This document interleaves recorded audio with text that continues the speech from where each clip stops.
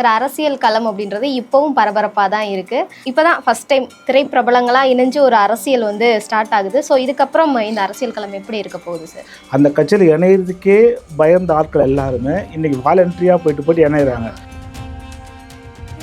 எப்பவுமே இந்த சனி பகவான் டிஸ்டர்பை பார்க்கும்போதும் சனிக்கு திரிகோணத்தில் சுக்கிரன் வரும்போதும் இந்த சினிமா சார்ந்த விஷயங்களும் இந்த அரசியல் சார்ந்த கட்சிகளுக்கு சினிமா பிரபலங்கள் தன்னை இணைச்சிக்க முயற்சிக்கும். எப்பவுமே ஓடுற குதிரை மேலே பந்தயம் கட்டதான் மனித இயல்பு. அப்போ இன்னைக்கு ஓடுற குதிரை யாருன்னா திரு விஜய் அவர்கள் தான். ஆனால் இன்னும் த்ரிஷா வரலையே சார், என்ன காரணம்? த்ரிஷா வருவாங்க. எப்படி வருவாங்கன்னா அவர் ஜெயலலிதா மாதிரியே வருவாங்க. இனிமேல் த்ரிஷா இல்லாத ஒரு டிவிக்கே இல்லைன்ற அளவு தான் நகருது. இனி வரக்கூடிய தேர்தல் அண்ணாமலை, உதயநிதி, விஜய் அவர்கள் போட்டியாக தான் இருக்கும். கண்டிப்பா.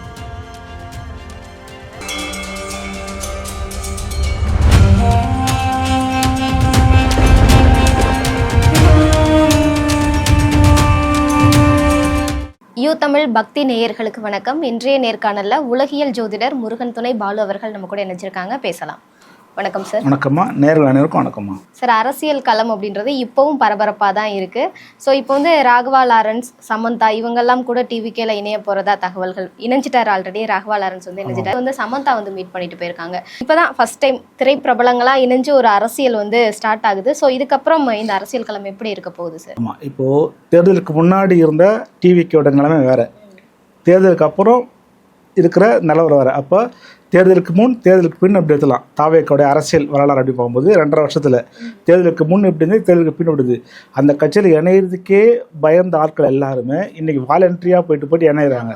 அப்படின்னா அவங்க தகுதியை ப்ரூவ் பண்ணிட்டாங்க. அப்போ நம்ம தகுதியை ப்ரூவ் பண்ணுற மட்டும் இந்த சமூகத்தில் வாழ்கிறது ரொம்ப கஷ்டம். தாங்க ஒரு நல்ல ஒரு கட்சி அப்படின்னு ப்ரூவ் பண்ண உடனே இருக்கிற சினிமா துறை மட்டும் கிடையாது, பல்வேறு துறை சார்ந்தவர்களும் அதில் சேர்றதுக்கான முனைப்பை காட்டுறாங்க. இதில் எந்த ஒரு கண்டிஷனும் கிடையாது.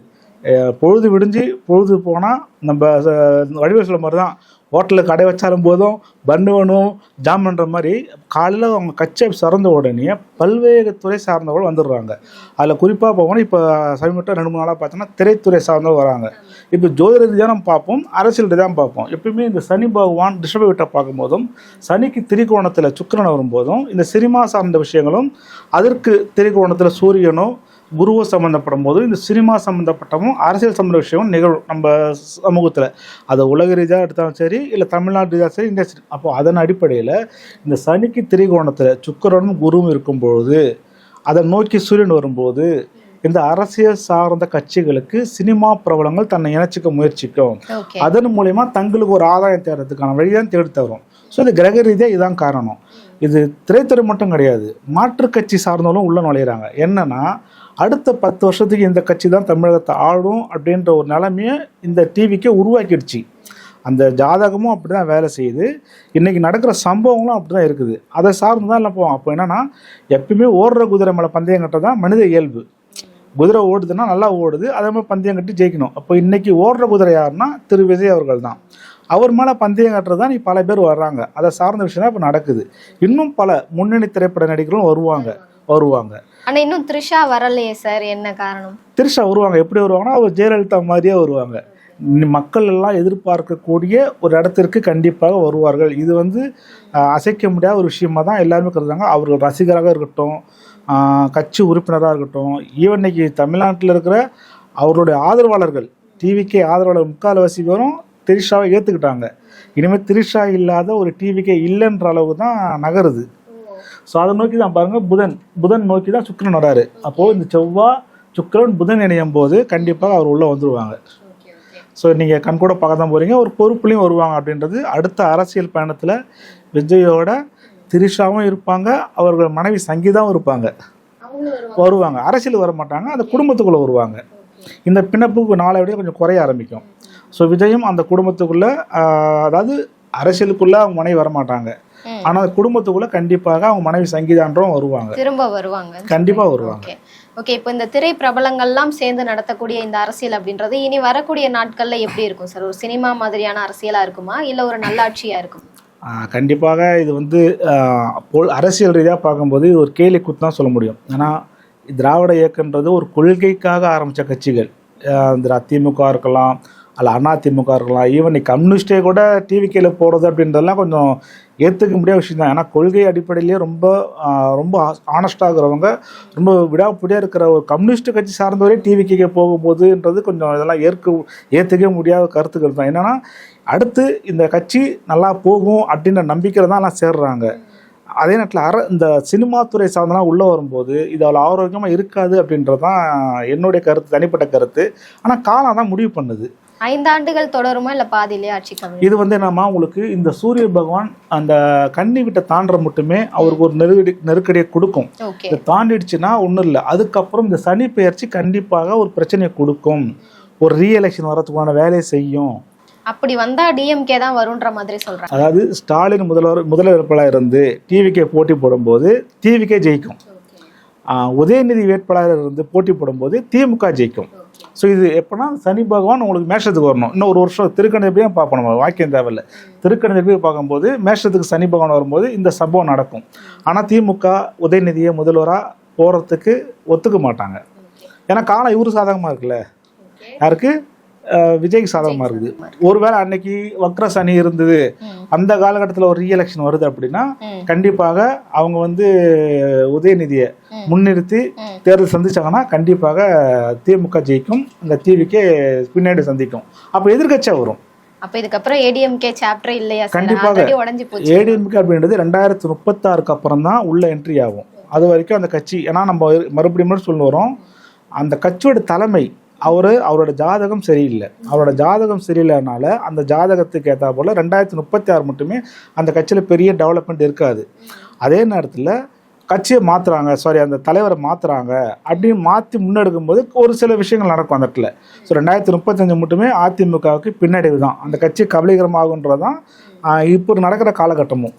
ஆனால் இப்போ இருக்க சூழ்நிலையில் அண்ணாமலை அவர்களும் ஒரு புதிய இயக்கத்தை ஸ்டார்ட் பண்ணியிருக்காரு. இனி வரக்கூடிய தேர்தல் அண்ணாமலை, உதயநிதி, விஜய் அவர்கள் 3 போட்டியாக தான் இருக்கும். கண்டிப்பாக நம்ம ஏற்கனவே சொல்லிடுறோம், இப்போ இதே பதிவு சொல்லிடுறோம். அடுத்த 2034 தேர்தல் எப்படி இருக்குன்னா உதயநிதி, விஜய், அண்ணாமலை இவங்க நோக்கி தான் நகருன்றது நம்ம பலமுறை சொல்லிடுறோம். அந்த தேர்தலில் எடப்பாடியோட தலைமையில் அதிமுக பெருசாக ரோல் பண்ணாது, மறுபடியும் பின்னாடி சந்திக்கும். அதே நேரத்தில் அண்ணாமலை அவர்கள் பாஜகலேருந்து ரோல் பண்ணாருன்னா அண்ணாமலைக்கு ஒரு சான்ஸ் கிடைக்கும். இப்போ அவர் தனி கட்சி ஆரம்பித்து அதில் போட்டிட்டாருன்னா கண்டிப்பாக அண்ணாமலைக்கு பின்னாடி தான். ஆனால் ரோல் 3 பேர் தான் இருக்கும், அந்த 3 முகம் தான் போட்டியிடும். அவர் பாஜகவுடைய ஆதரவோடு வரும்போது மட்டும்தான் அவர் செல்வாக்கு. ஏன்னா அவரோட சுய ஜாதகம் உள்ளூரில் வேலை ஆகாது. அவர் எந்த நாட்டில் பிறகுறாரோ, எந்த ஊரில் பிறகுறாரோ அந்த ஊரில் அவர் ஜாதகம் பலன் இல்லை. அப்போ வேற ஒரு மாநிலத்தில் போட்டு பண்ணும்போது அவர் நல்லாயிருக்கும். அப்போது தமிழ்நாட்டில் அவர் முதல்வர் ஆவாரா அப்படின்னா ஒரு கொஸ்டின் மார்க் தான். ஆனால் போட்டி 3 பேருக்கு நடுவில் இருக்கும். அவர் பாஜகவோட வேட்பாளராக முதலமைச்சர் வேட்பாளராக இருந்தனா கண்டிப்பாக அண்ணாமலைக்கு நல்ல ஒரு வாய்ப்பு கிடைக்கும். தனி கட்சி ஆரம்பித்து போட்டிட்டாருன்னா அண்ணாமலைக்கு பெரிய விஷயம் கிடைக்காது. அப்போவும் திமுக, டிவிகே இது 2 தான் உங்களுக்கு இந்த போட்டியில் வரும். அதிமுகவை அண்ணாமலை சைடில் நிற்பாங்க. ஆனால் பிரதானமாக 3 பேர் தான் இருப்பாங்க. உதய அண்ணாவும், விஜய் அண்ணாவும், அண்ணாமலை அண்ணா, இவங்க 3 பேர் தான் பிரதானமாக இருப்பாங்க. ஓகே சார், இந்த கலவரத்துக்கு இடையில சீமான்னு ஒருத்தர் இருந்தார். அவர் இப்போ என்ன ஆனார்னே தெரியல. முன்னாடியாவது நிறைய பேச்சுக்கள் அவரோடது வெளியில் வரும், நிறைய ஆர்ப்பாட்டங்கள்லாம் பண்ணுவார், பேச்சுக்கள்லாம் நடத்துவார். இப்போ எதுவுமே இல்லாமல் அமைதியான ஒரு சூழ்நிலையில் இருக்கார். கமெண்ட்ஸ்லேயுமே நமக்கு நிறைய பேர் கேட்குறாங்க சீமான் என்னாச்சு அப்படின்ற மாதிரி. அதாவதுமா எப்பவுமே ஒரு ஜாதகத்தை பார்க்கும்போது அவங்களுக்கு அது தகுதி இருக்கா அப்படின்றதான் ஜாதகத்தை பார்ப்போம். இப்போ ஒருத்தவங்களுக்கு போட்டி போடுறாங்க, ஒரு முதல்வர் வேட்பாளராகவோ, ஒரு மேயர் வேட்பாளரவோ, இல்லை ஒரு கவுன்சிலர் வேட்பாளரோ போட்டிடுறாங்கன்னா அந்த போஸ்ட்டுக்கு, அந்த பதவிக்கு அவங்களுக்கு ஜாதகத்தில் அனுமதி இருக்கா அப்படின்றத ஃபஸ்ட்டு பார்க்கணும். அனுமதி இருந்தால் அடுத்து நம்ம அவங்களுக்கு ப்ரெடிக்ஷன் சொல்லலாம். சீமான் அவர்கள் ஒரு போராளி, ஒரு தமிழ்நாட்டில் அசைக்க முடியாத போராளியாக அடுத்த 60 ஆண்டு காலம் அவரை பற்றி பேசுவாங்க. அவர் இறப்புக்கு பின்னாலும் அவரோட கொள்கைகள், தத்துவங்கள் கண்டிப்பாக இருக்கும். அவரை டிஃபெண்ட் பண்ணி ஒரு புது கட்சியை கூட வரும் பிற்காலத்தில். ஆனால் தற்சமயம் அவரோட ஜாதகம் அவருக்கு முதல்வர் ஆகிற யோகம் குறைவாக தான் இருக்குது. ஸோ ஒரு எம்எல்ஏ கூட ஆகிறதுக்குள்ள அனுமதி ஜாதகத்தில் இல்லை. அவர் ஒரு போராளி, மக்களோட மக்களாக இருந்து மக்களுக்கு தேவையான செஞ்சு கொடுக்குற அளவுக்கு தான் அவருக்கு அந்த ஜாதகம். ஏன்னா எப்பவுமே தெரிஞ்சுங்க, உண்மை எப்பவுமே ஜெயிக்காது. இங்கே போலிக்கு தான் அதிக வேல்யூ இருக்கும். இதை நீங்கள் நம்ம லைஃப்லையும் எடுத்துக்கலாம். நம்ம உண்மையாக இருப்போம், நட்டில் ஒரு நிறுவனத்தில் வேலை செய்வோம், நம்ம உண்மையாக வேலை செய்வோம், நமக்கு ரெஸ்பான்சிவே கிடைக்காது. நம்மள என்ன சொல்லணும்னா பைத்தியம் சொல்லி பட்டம் கட்டுருவாங்க. நல்லா தெரியும், நேர்மையாக இருப்பான், கடினமாக உழைப்பான், அந்த ஓனருக்கு விசுவாசமாக இருப்பான். ஆனால் அந்த ஓனர் என்ன பண்ணுவார், அவனை சட்டோட பண்ண மாட்டார், ஒரு வேலையும் தெரியாது. அவன் ஓனருக்கு ஜால்ரா கொண்டு வைப்பான். அவனை தான் அந்த சமுதாயமும் அந்த அந்த நிறுவனமும் தூக்கி தள்ள வச்சு கொண்டாடும். அந்த மாதிரி தான் சீமான் அப்படின்றது ஒரு உணர்வுபூர்வமாக தன் இனம், தன் நாடு, தன் மக்கள் அப்படின்ற ஒரு உணர்வோடு இருக்காரு.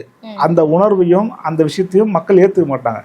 ஏன் அப்படின்னா அதான் நம்ம வந்து ஒரு போலியான விஷயத்தை நோக்கி நகர்ற ஜனம். இது ஒரு போலியை நோக்கி நகரும் போது அந்த போலிக்கு தான் முக்கியத்துவம் கொடுப்பாங்க. டிவிகே போலின்னு சொல்றீங்களா? நான் டிவிகே போலின்னு சொல்ல வரல, அப்படிதான் நகருதுன்னு தான் சொல்ல வரேன் நான். ஓகேங்களா? இப்போது டிவிக்கு என்ன சொல்லிச்சு?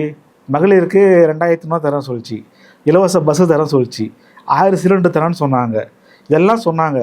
நாட்டோட நிதி நிலைமை என்னன்னு சீமான் அன்றைக்கே சொன்னார். இத்தனை கோடி நமக்கு கடன் இருக்குது, நீங்கள் அறிவித்த இலவசங்கள் எதுவுமே சாத்தியம் இல்லைன்னு சொன்னார். இவங்க எலெக்ஷன் முடிஞ்சு ஜெயிச்சு வந்த அன்றைக்கே முதல் பேச்சு தான் சொல்கிறாங்க, கஜானா காலின்னு சொல்கிறாங்க. அப்போது ஒரு நாட்டுடைய வரவு செலவு என்னன்னே தெரியாமல் நீங்கள் வந்து போட்டிடுறீங்க. உங்கள் வீட்டில் எவ்வளோ பணம் இருக்குன்னு தெரியாமலே நீங்கள் மல்லிகை கடை போவீங்களா? போக மாட்டோம், பர்ச்சேஸ் பண்ண மாட்டோம். அப்போ நம்மகிட்ட எவ்வளோ கையிருப்பு இருக்குது, என்ன பர்ச்சேஸ் பண்ண போகிற முடிவு பண்ணால் நம்ம ஒரு கடைக்கே போவோம்.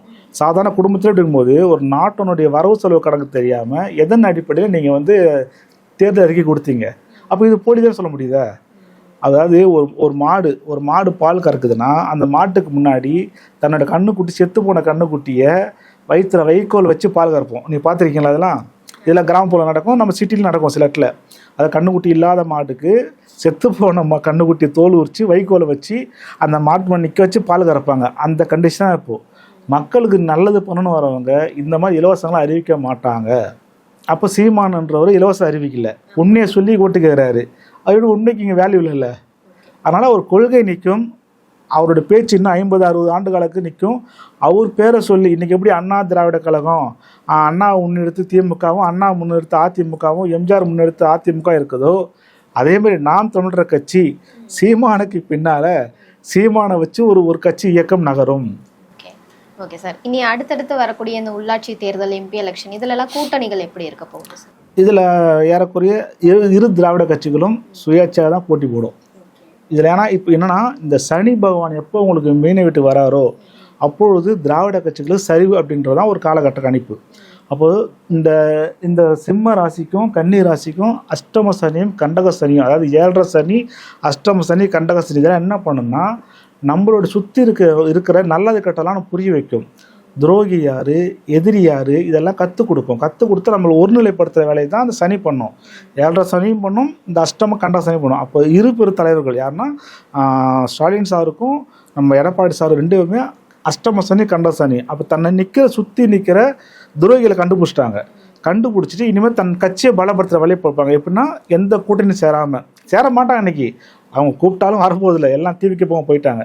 அப்போ இந்த உள்ளாட்சி தேர்தலாக இருக்கட்டும், அடுத்து நடக்கக்கூடிய எம்பி எலெக்ஷனாக இருக்கட்டும், பாராளுமன்ற எலெக்ஷனாக இருக்கட்டும், ரெண்டுலேயுமே இவங்க தனியாக தான் போட்டி போட்டு தங்களுடைய சக்தியை நிரூபிப்பாங்க மக்கள் மத்தியில். அப்போது இப்போ எப்படி திமுகவிலையும் அதிமுகலையும் கூட்டணி கட்சி வந்து அண்ணன் தனியாக நின்னார், டிவிக்கு நின்னார், அந்த மாதிரி அப்படியே உல்ட்டாவாகும். இப்போ மிகப்பெரிய கூட்டணிங்கிறீங்க. ஆனால் இப்போ தான் நீங்கள் ஒரு விஷயம் பார்ப்பீங்க, இந்த தேர்தலில் பார்த்த வெற்றியை வந்து அடுத்த உள்ளாட்சி தேர்தலையும் எம்பி தேர்தலையும் டிவிக்கு கிடைக்க மாட்டது கொஸ்டின் வருதான். ஏன் சார் அப்படி? ஏன்னா நீங்கள் சொன்ன வார்த்தை நிறைவேற்றல. பொலிட்டிக்கலாகவும் உங்களுக்கு சூட் ஆகாது, அடுத்து நடக்க போகிற சனி வக்கரமும் சூட் ஆகாது, அடுத்து நடக்கிற சனி பேச்சும் சூட் ஆகாது. இது கொஞ்சம் உங்களுக்கு பின்னாடி கொடுக்கும், அதுக்கு நீங்கள் தயாராகணும். ஓகே, இப்போ நிறைய பரிகாரங்கள் கோவில்கள்னு போயிட்டு இருக்காரு. ஸோ இதெல்லாம் தெரிஞ்சுதான் அவர் பண்றாரு ஜோதிடர் அறிவுறுத்தலின் படி. ஆமாம், எல்லா அரசியல்வாதிக்கு பின்னாலேயும் ஒரு ஜோதிடர் இருப்பாங்க. இப்போ அம்மா திமுகவர்களும் சரி, அதிமுகவும் சரி, தலைவர்கள் போகலாம் கூட அந்த தலைவர்கள் வீட்டில் இருக்கிற அவங்கள மனைவியோ அம்மாவோ பிள்ளைங்களோ யாரோ ஒருத்தர் போவாங்க. இப்போ ஸ்டாலினோட மனைவி கூட இதே பெங்களூருக்கு தாய் மூகாம்பியை பார்த்துக்கிறாங்க, நிமிஷா தேவியை பார்த்துக்கிறாங்க. அதே மாதிரி எடப்பாடியோட மனைவியும் நம்ம திருச்செந்தூர் போயிருக்கிறாங்க. ஈவன் எலெக்ஷன் கவுண்டிங் பண்ணுற அன்னைக்கு திருச்செந்தூரில் திராவிட கட்சி சார்ந்த ஒரு நபர் சத்ரு சம்கார் ஹோமம் பண்ணியிருக்காரு. இவர் ஜெயிச்சதுக்கு அப்புறம் தான் விஜய் என்ன போனார். ஸோ எலெக்ஷன் கவுண்டிங் அன்னைக்கே கூட அந்த இடத்துல ஒரு சத்ரு சம்கார ஹோமம் பண்ணிக்கிறாங்க. மூகாம்பிகையில் சண்டி ஹோமம் பண்ணுறாங்க. ஸோ இதெல்லாமே பண்ணலாம். எது எப்படி பண்ணாலும் உங்களுடைய ஜாதகம், கோச்சாரம், தசா புத்தியை வச்சு தான் நகர்வு. இப்போ திமுக காரங்களும் சண்டி ஹோமம் பண்ணாங்க, சத்ரு சம்காரமும் பண்ணாங்க, டிவிக்கேயும் 2 பண்ணியிருக்கிறாங்க. அப்போ ஹோமம் பண்ணாலும் ஜெயிச்சாங்களா அப்படின்றதுலாம் கிடையாது. அவங்களுக்கு கால நேரம் நல்லா இருந்தது, ஜெயிச்சாங்க, அவ்வளோதான். நீங்கள் கோயிலுக்கு போனாலும் போகாட்டாலும் உங்களுடைய காலம், தசா புத்தி, கோச்சாரம் தான் நீங்கள் ஜெயிப்பீங்க. அதே நேரத்தில் இப்போ எல்லாம் கேட்குறாங்க, இவர் ஏன் விஜய் வாய முடினுங்கிறாரு, வாய முன்னுகிறாரு, பொம்மை முதல்வரா பொம்மை முதல்வராங்க. இப்போ நேற்று கூட சொன்னாங்க வாயத்திறங்க செய்ய முடியும்னாங்க. இது என்ன, இது நம்ம ஜோதி ரீதியாக பார்க்குறோம் அப்படின்னா, இப்போ அவருக்கு வந்து 6ஆம் அதிபதி புத்தி நடக்குது. அதாவது சுக்கிர திசையில் 6ஆம் அதிபதி புத்தி நடக்கும்போது 6 அப்படின்றது எதிரி. அப்போ எதிரி நம்மள எப்படின்னா வாடாதடியான்னு கூப்பிடுவோம் சண்டைக்கு. வடிவில் பட்டில கூடாதுமா அது பை சின்னவே கூட பாரு கிட்னி திருடுறவன் நீ, அப்போ நீ கிட்னி திருடுறவன் கூப்பிடுவான் வாடாதடியா வாடாதடியான்னு. அந்த மாதிரி இந்த 6ஆம் அதிபதி புத்தியோ அந்தரமோ நடக்கும்போது எதிராளி நம்ம சீண்டி பார்ப்பான். அந்த நேரத்தில் கம்முன்னு இருக்கிறது தான் சிறப்பு. அவர் சொன்ன டயலாக் தான், அவர் பேத்துறவங்க கிட்ட உம்முனும் கடுப்பேத்துறவங்க கிட்ட கம்முன்னு இருக்கு. ஸோ அதனால இது அவருக்கு மட்டும் கிடையாது, எல்லாருக்குமே. ஈவன் ஜோதிடராக இருந்தாலும் 6ஆம் அதிபதி திசையோ புத்தியோ அந்தரமோ நடக்கும்போது அக்கம் பக்கத்து வீட்டில் சண்டை வரும், கணவன் மனைக்குள்ள சண்டை வரும், ரோட்டில் போகிறவன் தேவையில்லாமல் திட்டிட்டு போவான். அப்போ நம்ம கம்முன்னு போகிறது தான் மிக சிறந்த விஷயம். அவங்க என்ன வேணாலும் திட்டிட்டு போட்டோம், அதை பற்றி கேர் பண்ணாதீங்க. அந்த புத்தி நகரும் போது வாயை திறந்து பேச வருவார். அது இல்லாமல் இயல்பாகவே விஜய் அப்படின்றவர் ரொம்ப பேச மாட்டார். அதே நேரத்தில் இப்போ அவருக்கு கூடுதலான பொறுப்பும் இருக்குது. இவர் தேவையில்லாத வார்த்தை விட்டு அந்த வார்த்தை சில நேரங்களில் பிரச்சனைக்குள்ளாத ஆகிடக்கூடாது. அவருடைய ஜோதிடர் அவருக்கு அட்வைஸ் பண்ணியிருப்பார். அந்த தசாபுத்திக்கு ஏற்றாறு போலவே சில கோவிலுக்கு அனுப்பியிருப்பாங்க. இப்போ ஒன்றும் இல்லைம்மா, இன்றைக்கி அவர் மூகாம்பி கோவில் போயிருக்காரு. அவர் போகிற அன்னைக்கு பார்த்தீங்கன்னா அவங்களுக்கு செவ்வாய், குரு, சுக்கிரன் இந்த 3 கிரகம். செவ்வாய் அப்படின்றது வால், ஓகேலா, இந்த செவ்வாய்ன்றது வால். அப்போ மூகாம்பிகை அப்படின்றது இந்த கடவை வீட்டை குறிக்கும். அப்போ இந்த மூகாம்பிகைக்கு வால் போய் கொடுத்துட்டு வராரு. இது வந்து அவர் ஜோதிடர் சொல்லி போனாரோ இல்லை இயற்கையாக போனாரோ, அப்போ கிரகங்கள் ஒன்று இயக்கும். அப்போ தாய் மூகாம்பிகை கோயிலுக்கு சுக்கிரன் ஆகிய வால். இப்போ வெள்ளின்றது உங்களுக்கு சுக்கிரனை குறிக்கும், ஓகேலா. அவர் நடக்கிற திசையும் சுக்கிர திசை. ஸோ சுக்கிர திசை ஒரு பாதக திசை. அப்போ பாதகத்தை நம்ம தானம் பண்ணணும். அப்போது நம்ம ஜாதகத்தில் 6 கூடிய வரையும் பாதக ஸ்தானத்துக்கு உண்டானிய பொருளையோ தானியத்தோ தானம் பண்ணுறது சிறப்பு. இப்போ 6ஆம் அதிபதி அவருக்கு குரு, கொண்டக்கடை தானம் பண்ணலாம். இப்போ 11ஆம் அதிபதி சுக்கிரன், அவர் பாதகாதிபதி, அதனால் அந்த வெள்ளி தானம் பண்ணுறாரு. அவருக்கு செவ்வாய் நீச்சம். செவ்வாய் அப்படின்றது ஆயுதங்கள், கத்தி, கடவா, துப்பாக்கி எதனால எடுத்துக்கலாம். அப்போ வாழா எடுக்கிறாரு. அப்போ வெள்ளி வாழ் சுக்கிரனையும் செவ்வாயும் இணைச்சி மூகாம்பிகைன்ற தாய் வீட்டுக்கு தானம் பண்ணுறாரு, ஓகேலா. இதே வந்து முருகர் கோயில் போய்ட்டு வேலை வாங்கின்னு வர்றாரு. அப்போது அவரு தன்னுடைய 9ஆம் வீட்டையும் 5ஆம் வீட்டையும் பலப்படுத்துறாரு. எங்கே திருச்செந்தூர் போயிட்டு வாள் வாங்குறாரு. அப்போ செவ்வாய் நீச்சமான வாள். அப்போ செவ்வாய்ன்றது வாள், செவ்வாய்ன்றது வேலு, பூசன்றது வேலு. அவரோட சுய நட்சத்திரம் பூசம். அப்போ பூசத்துக்கு உண்டான சிம்பிளும் வேலு. அந்த முருகர் வேல் பார்த்தீங்கன்னா அது பூச நட்சத்திரத்துக்கு உண்டான குறியீடு. அது திருச்செந்தூர் வாங்கின்னு வர்றாரு. பாருங்கள், அந்த 5ஆம் வீட்டை பலப்படுத்துறாரு, செவ்வாயை வாங்கின்னு வர்றாரு. இங்கே 11ஆம் வீட்டத்தை நிவர்த்தி பண்ணுறாரு, வாழை தானம் பண்ணுறாரு. ஸோ இது கிரக ரீதியாகவும் அவங்க ஜோதிடர் சொல்லி கொடுத்துருக்கலாம், இல்லை இயற்கையாக நடந்துருக்கலாம். இது காரணம் பார்த்தீங்கன்னா இதுதான் ஜோதிட ரீதியாக பார்க்கும்போது உங்களுக்கு. ஓகே சார், ஜோதிடம் சார்ந்த நிறைய விஷயங்கள் சொல்லியிருக்கீங்க. நன்றி. நன்றி, வணக்கம். அனைவருக்கும் முழுக்க